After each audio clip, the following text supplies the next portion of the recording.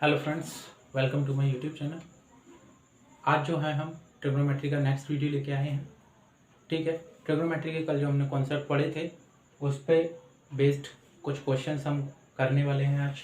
ठीक है, या किस टाइप से आपको क्वेश्चंस पूछे जाते हैं वो हम देखें। ठीक है, तो कल हमने क्वेश्चन देखा था कि एक आपको राइट एंगल ट्रायंगल गिवन होगा। ठीक है, उसके बाद आपको sine A, cos A, tan A, sec A, cosec A, cot A, इनकी वैल्यूज आपसे फाइंड आउट करवाने के पूछ ली जाएगी। या sine B, cos B, tan B, इस तरह से आपको वैल्यूज आपसे पूछ ली जाएंगी, तो आप उनकी वैल्यूज कैसे निकालोगे। ठीक है, दूसरा केस आज हम देख रहे हैं कि आपको यहाँ पे साइन ए की वैल्यू गिवन है और आपसे बोल दिया गया है साइन ए की आपको वैल्यू गिवन है और बाकी की आपको rest of the 5 trigonometric function you have to find the value of the rest of the 5 trigonometric function.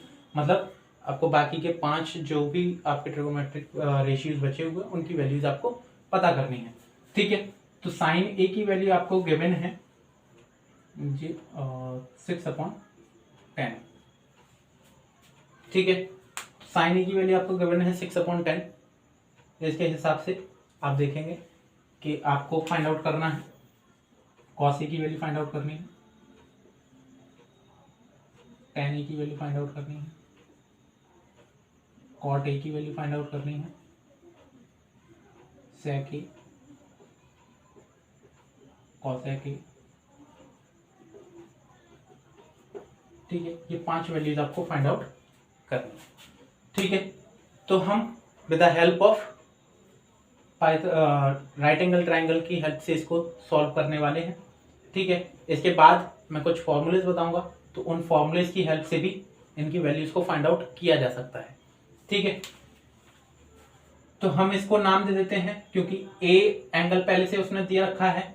देखिए, जब अगर ए एंगल उसने दिया है इसका मतलब जो ए एंगल है उसको 90 डिग्री पे नहीं रखना है। ठीक है, क्योंकि मैंने पहले ही बताया था कि 90 डिग्री के सामने जो होता है उसको हम क्या बोलते हैं, हाइपोटेनियस बोलते हैं। 90 डिग्री के जस्ट सामने जो साइड होती है उसको हम हाइपोटेनियस बोलते हैं, और कभी भी 90 डिग्री से एंगल को नहीं दिया होता। ठीक है, तो जब ए एंगल दे रखा है उस एंगल को, उस नाम को 90 डिग्री पे मत रखिएगा। ठीक है, तो बचे कौन से दो साइड, एक बचे ये आपका कॉर्नर बचा है और ये कॉर्नर बचा है। 90 डिग्री वाले कॉर्नर पे ए को नहीं रखना है, तो मैं इसको ट्राइंगल को नाम दे देता हूं ट्राइंगल ABC। ठीक है, अब ए यहाँ पे रख देते हैं, बी यहाँ रख देते हैं और सी यहाँ रख देते हैं। ठीक है, बी और सी को आप कहीं भी रख सकते हो, कहीं भी प्लेस कर सकते हो, लेकिन जो ए एंगल है वो या तो इस कॉर्नर पे होना चाहिए या आपका इस कॉर्नर पे होना चाहिए। 90 डिग्री वाले कॉर्नर पे नहीं रखना है आपको। ठीक है, अब आपने साइन ए, आप देखिए साइन कहाँ खड़ा हुआ है, ए पे खड़ा हुआ है, तो ए से आप इसकी पोजीशन देखोगे, जहां से सामने देखोगे तो ये वाली साइड क्या हो जाएगी, परपेंडिकुलर हो जाएगी। ठीक है, ये 90 डिग्री एंगल बना रहा है तो 90 डिग्री के सामने क्या हो जाएगा, हाइपोटेनियस हो जाएगा। ठीक है, बचा क्या, AC, this is your base. ठीक है, परपेंडिकुलर निकल गया, हाइपोटेनियस आ गया, बेस आ गया। अब इनकी वैल्यूज, तो वैल्यूज निकालने के लिए देखिए साइन ए की वैल्यू क्या होती है, अगर हम देखते हैं तो साइन ए हम जानते हैं, साइन ए बराबर क्या होता है, पंडित बद्री प्रसाद याद होगा। ठीक है, या लाल बटे कक्का याद होगा। ठीक है, इसको मैं हिंदी में भी लिख देता हूं, लंब, आधार और कर्ण। लाल बटे कक्का याद होगा, L/K या P/H। ठीक है, P/H कह सकते हो या L/K कह सकते हो। देखिए कितना दे रखा है साइन ए की वैल्यू 6/10 ना, तो P की वैल्यू कितनी होगी 6, H की वैल्यू कितनी होगी 10। P की वैल्यू होगी 6, H की वैल्यू कितनी होगी 10। ठीक है, अब आपके पास दो साइड्स गिवन है, 10 है, H है, तीसरी साइड आपको निकालनी है बाय यूजिंग पाइथागोरस थ्योरम। तो according to Pythagoras theorem k² = L² + A²। ठीक है, हाइपोटेनियस का स्क्वायर = परपेंडिकुलर का स्क्वायर प्लस बेस का स्क्वायर, ये पाइथागोरस थ्योरम थी। अब हाइपोटेनियस कितना दे रखा है आपको 10, 10 का स्क्वायर हो गया, परपेंडिकुलर आपको 6 दे रखा है, 6 स्क्वायर हो गया, एंड बेस आपको फाइंड आउट करना ही है। ठीक है, तो 10 स्क्वायर मतलब 100, 6 स्क्वायर मीन्स 36 प्लस A²। अब 36 को आप उधर ले जाएंगे तो 100 - 36 = A²। तो A² का वैल्यू कितना है आपका 64, तो A का वैल्यू आ गया आपका √64 means a is equal to 8। ठीक है, a की वैल्यू आपकी 8 आ गई, तो a आपने फाइंड आउट कर लिया है 8। अब ट्राइंगल की आपको तीनों साइड्स पता चल चुकी हैं। अब आप cos a, tan a, cot a, sec a, cosec a easily निकाल सकते हो। आपको क्या निकालना है, cos a की वैल्यू निकालनी है। तो cos a क्या होता है आपका, b/h होता है। बेस की वैल्यू कितनी है, 8 है। h की वैल्यू कितनी है, 10 है। 8/10 हो गया। ठीक है, tan a की वैल्यू निकालनी है, तो tan a क्या होता है आपका, p/b होता है।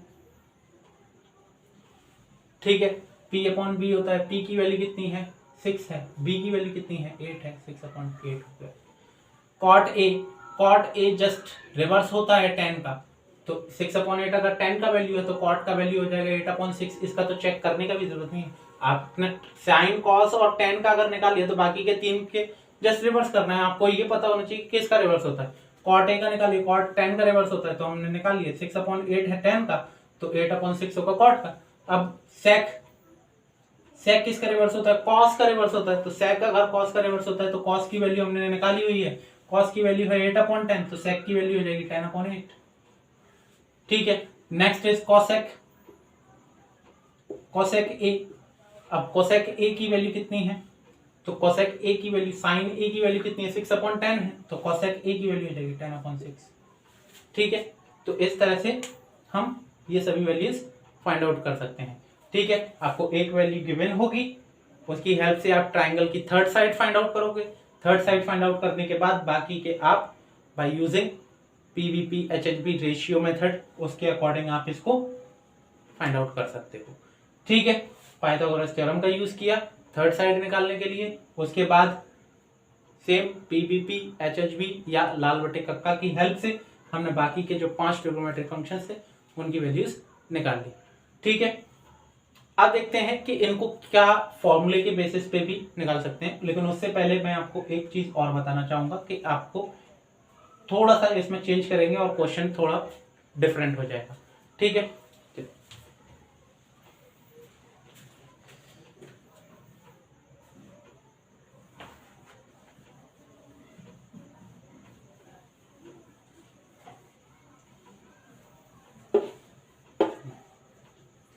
आपको वैल्यू साइन ए की गिवन होगी।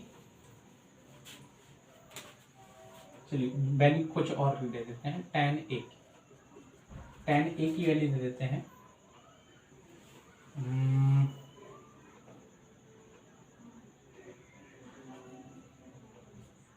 7/5।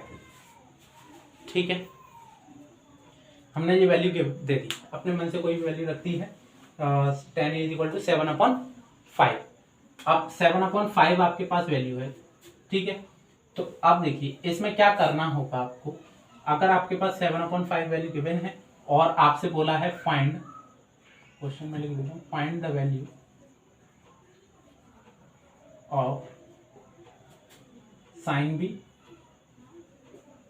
Cos B and tan। ठीक है, देखो यहां समझने वाली बात क्या है कि वैल्यू आपको रेफरेंस एंगल ए के अकॉर्डिंग दे रखी है, लेकिन आपसे बी के अकॉर्डिंग वैल्यूज पूछी गई है। ठीक है, तो ये चीज आपको ध्यान देनी है।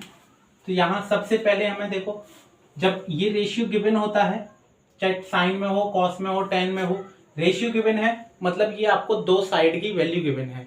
अब ये दोनों साइड कौन सी है, हो सकता है परपेंडिकुलर बेस हो सकता है परपेंडिकुलर हाइपोटेनियस हो सकता है हाइपोटेनियस या बेस हो। ठीक है, तो इस तरीके से ये दो साइड ही होंगी। तीसरी साइड आपको पाइथागोरस के अकॉर्डिंग निकालनी पड़ेगी। ठीक है, तो थर्ड साइड हम पाइथागोरस के अकॉर्डिंग फाइंड आउट कर लेते हैं। तो tan a की वैल्यू गिवन है, tan a बराबर क्या हो जाता है, देखो tan बराबर क्या होता है, tan theta = perpendicular upon base. ठीक है, जो कि वैल्यू गिवन कितनी है, 7/5। तो परपेंडिकुलर की वैल्यू 7 और बेस की वैल्यू है 5। मैं एक ट्राइंगल ड्रॉ कर लेता हूं।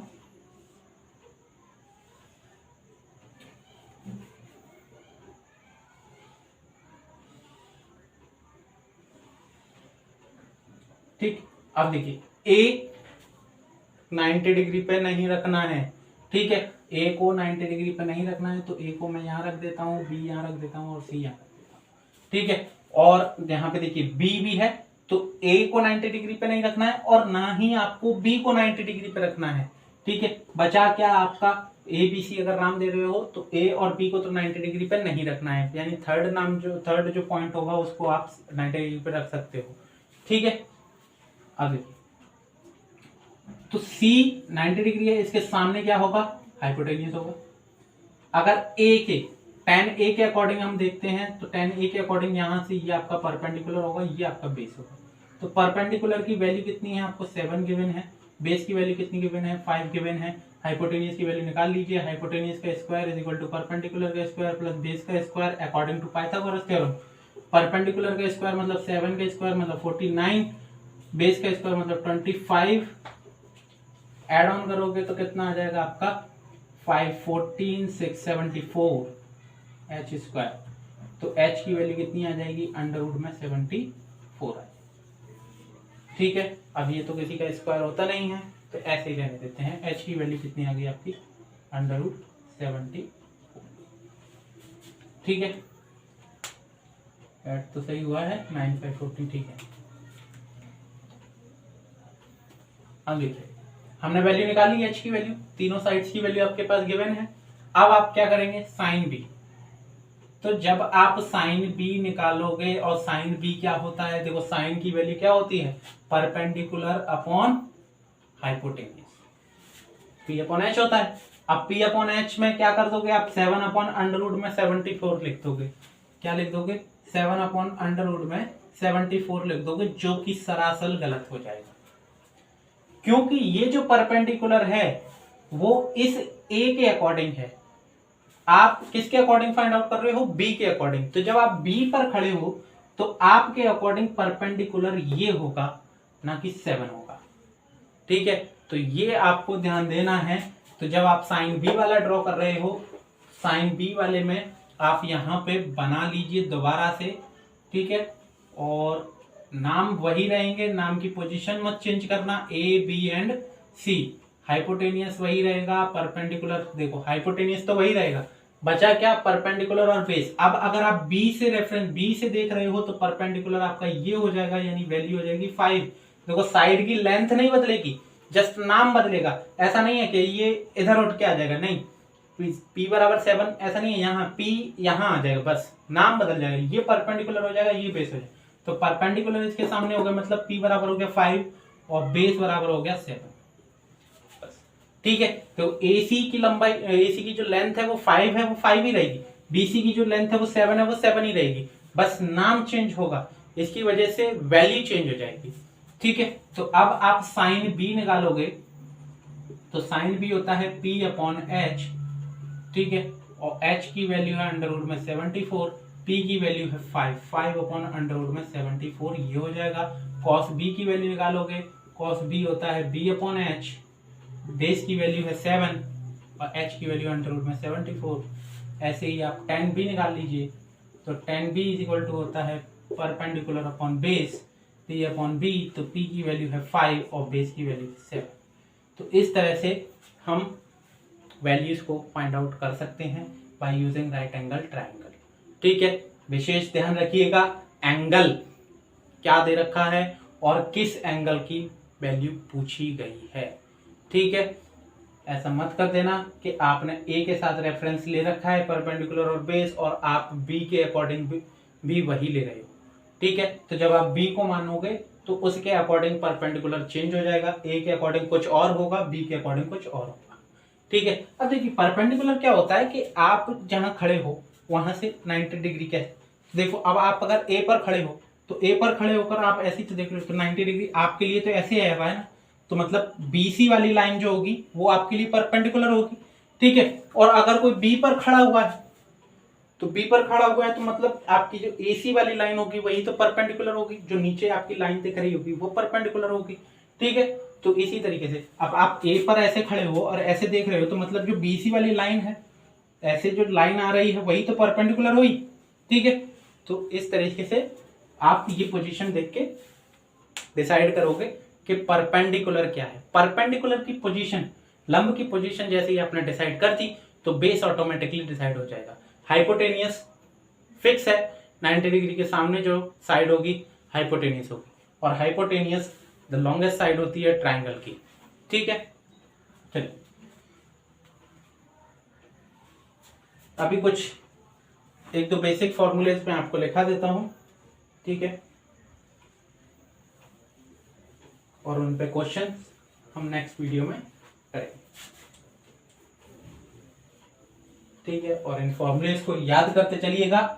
याद करोगे, थोड़ा सा प्रैक्टिस करोगे तो आपके लिए बेहतर रहेगा। ठीक है, और आपको जो नेक्स्ट हम टॉपिक्स लेके आएंगे वो और अच्छे से क्लियर हो पाएंगे। ठीक है, अगर आप फॉर्मूलेज याद नहीं करोगे तो फिर प्रॉब्लम होगी। ठीक है, फिर आप कहोगे कि सर ये कहाँ से, ये किस तरीके से आ गया। ठीक, तो कंटिन्यूसली वीडियो को देखते रहिए। ठीक है, रिवाइज करते रहिए, अपने कॉन्सेप्ट बनाइए खुद के। ठीक है, चलिए देखते हैं। कुछ बेसिक्स फॉर्मूले हैं जो मैं लिख रहा हूँ। जैसे हमने कुछ फॉर्मूलेज उस दिन लिखे थे, कुछ फॉर्मूलेज आज हैं। Sine square theta plus cos square theta is equal to 1। Sine square theta plus cos square theta is equal to होता है 1। ठीक है, इसी से दो फॉर्मूले बनते हैं। एक तो होता है sine square theta is equal to, cos को वहां ले जाएंगे तो 1 माइनस कॉस स्क्वायर थीटा हो जाएगा। एक तो ये हो गया। देखो आपको ये याद रखना है, अगर आपको ये याद है तो आप ये तो आसानी से बना सकते हो, अपने आप लिख सकते हो। जैसे ही cos square theta is equal to हो जाएगा 1 माइनस साइन स्क्वायर थीटा। ठीक है, यानी साइन को उधर ले गए तो माइनस में चला जाएगा, 1 माइनस साइन स्क्वायर थीटा हो जाएगा। तो 3 तो ये हो गए। उसके बाद हमारे होते हैं sec square theta minus tan square theta is equal to 1। ठीक है, sec square theta minus tan square theta is equal to 1। ठीक है, या tan को अगर आप उधर ले जाएंगे तो sec square theta is equal to हो जाएगा 1 प्लस tan स्क्वायर थीटा। ठीक है, या आप अब देखो tan स्क्वायर थीटा यहीं रखिए और 1 को उधर ले जाइए तो tan स्क्वायर थीटा की वैल्यू क्या आ जाएगी, सेक स्क्वायर थीटा माइनस 1। ठीक है, ये हो गए 3 फॉर्मूले। एक फॉर्मूला आएगा आपका cosec square theta minus cot square theta is equal to 1।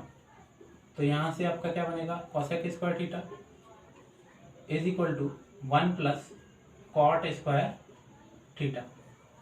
ठीक है, और आपका जो कॉट स्क्वायर थीटा की वैल्यू आएगी, जस्ट 1 को उधर ट्रांसफर कर दीजिए तो ये हो जाएगा कॉसेक स्क्वायर थीटा माइनस 1।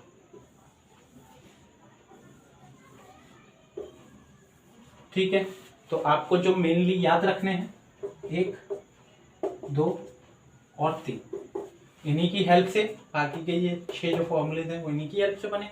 अगर ये याद है तो आप ये दोनों बना सकते हो, ये याद है तो ये दोनों बना सकते हो, ये याद है तो ये दोनों बना सकते हो। ठीक है, कोई भी तीनों में से, देखो मैं तो कहूँगा यही वाला याद रखो, फर्स्ट वाला। ठीक है, या आप चाहो तो तीनों में से कोई भी एक याद रख सकते हो और उसकी हेल्प से बाकी के दोनों फॉर्मूलेज बना सकते हो। ठीक है, तो ये आपके 9 फॉर्मूलेज ये हो गए। कुछ फॉर्मूलेज हमने वहां देखे थे, साइन थीटा बराबर 1 upon cosec theta, cos theta बराबर 1 upon sec theta, tan theta बराबर sine theta upon cos theta. तो ये फॉर्मूलेज हमने देखे थे। ठीक है, उसके अकॉर्डिंग वो फॉर्मूलेज हो गए और आपके ये फॉर्मूलेज हो गए, ये याद रखिएगा। ठीक है, नेक्स्ट इन पे बेस्ड हम क्वेश्चंस नेक्स्ट वीडियो में लेके आएंगे। Thank you for watching. So thank you.